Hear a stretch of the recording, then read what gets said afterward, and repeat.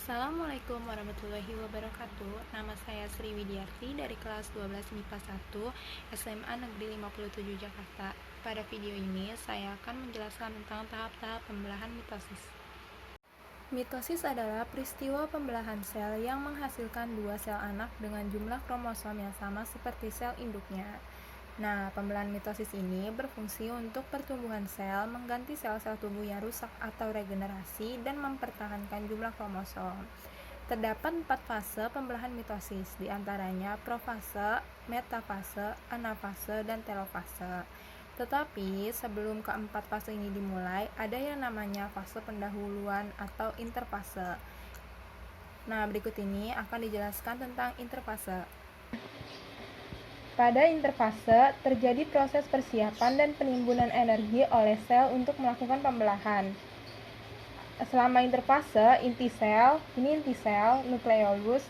nukleus, dan anak inti sel, nukleolus, tampak terlihat jelas. Namun, kromosom pada sel tidak terlihat jelas karena masih dalam bentuk kromatin. Nah, ini tuh bentuknya kromatin, guys, yaitu benang-benang halus yang tersusun atas molekul DNA, RNA, dan protein. Nah, di bagian luar inti sel terdapat sentrosom.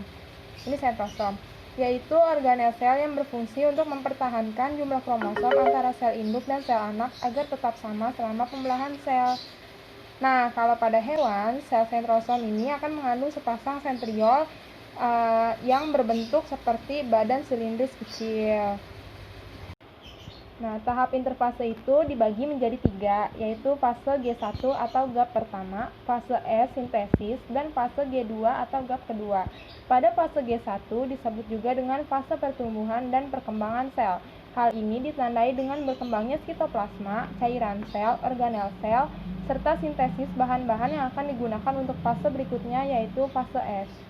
Pada fase S, terjadi replikasi atau duplikasi DNA sebagai materi genetik yang akan diturunkan kepada sel anak, sehingga nantinya akan dihasilkan dua salinan DNA. Dan fase terakhir yaitu fase G2, replikasi DNA telah selesai. Terjadi peningkatan sintesis protein sebagai tahap akhir persiapan sel untuk melakukan pembelahan. Selanjutnya, kita masuk ke tahap awal pembelahan sel, yaitu tahap profase. Pada awal profase, sentrosom mengalami replikasi sehingga menghasilkan dua sentrosom. Ini dua sentrosom, guys. Kemudian setiap sentrosom akan bergerak ke kutub inti sel yang letaknya berlawanan. Di saat yang bersamaan, mikrotubulus mulai terlihat di antara dua sentrosom.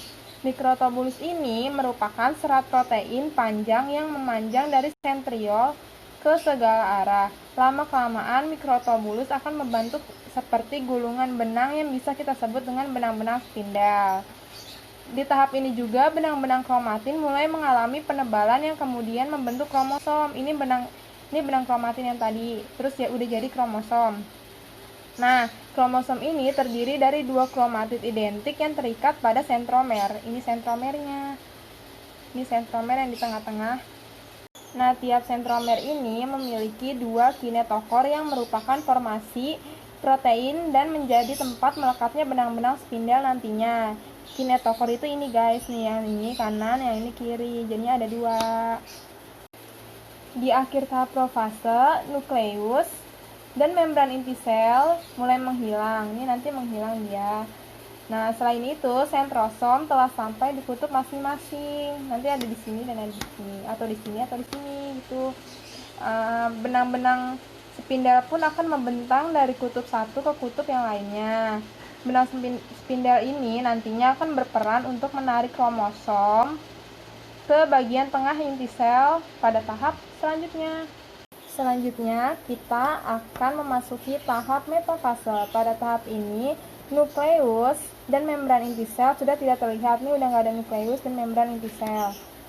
Nah, masing-masing kinetokor pada sentromer dihubungkan oleh satu sentrosom oleh benang-benang spindel.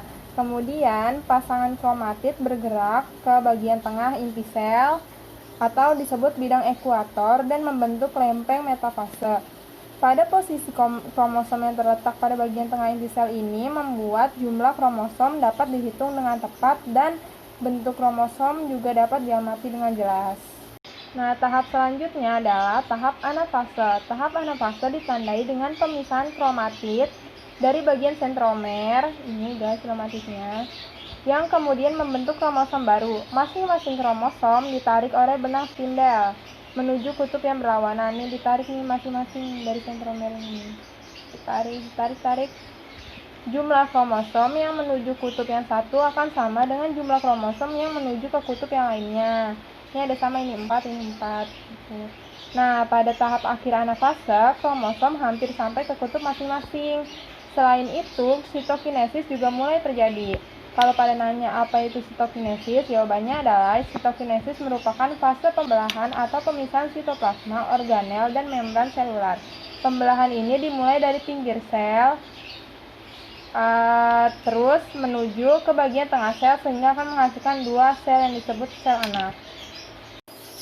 Selanjutnya, kita sudah memasuki tahap akhir pembelahan mitosis nih, yaitu tahap telofase. Pada tahap ini, kromosom telah sampai di kutubnya masing-masing. Benang-benang spindel mulai menghilang, ini bisa dilihat benang spindelnya udah nggak ada, dan membran inti sel juga mulai terbentuk. Nih membrannya nih, udah mulai terbentuk lagi nih. Terus, kromosom semakin lama akan semakin menipis dan berubah menjadi benang-benang kromatin kembali. Ini bisa dilihat, ini udah jadi benang kromatin lagi nih. Nah, ini tuh akhir dari tahap telofase yang berupa sel anak. Ini sel anak, guys. Nah, di sini tuh sitokinesisnya udah selesai. Sel telah membelah menghasilkan dua sel anak dengan kromosom diploid